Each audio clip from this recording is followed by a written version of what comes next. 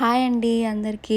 ఈరోజు నేను భక్షాలు చేస్తున్నాను. అందుకు శనగపప్పు ఇలా ముందుగా ఉడకబెట్టుకోవాలి. ఉడికిన తర్వాత శనగపప్పు, బెల్లం మెత్తగా మిక్సీ పట్టుకోవాలి.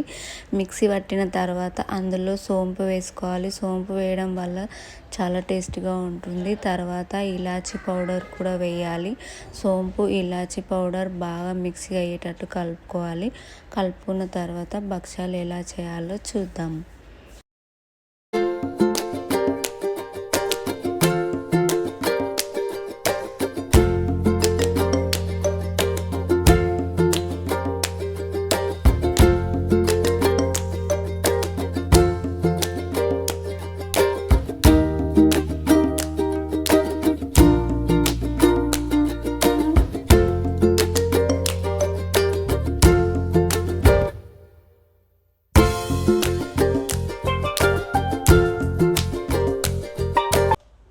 సింపుల్గా టేస్టీగా కావాలి అనుకునే వాళ్ళు ఇలా ట్రై చేయండి.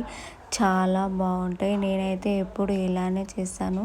చాలా బాగా కుదురుతాయి. మీరు కూడా ట్రై చేయండి. ఇంకా మరిన్ని వీడియోస్ కోసం నా ఛానల్ని సబ్స్క్రైబ్ చేసుకోండి.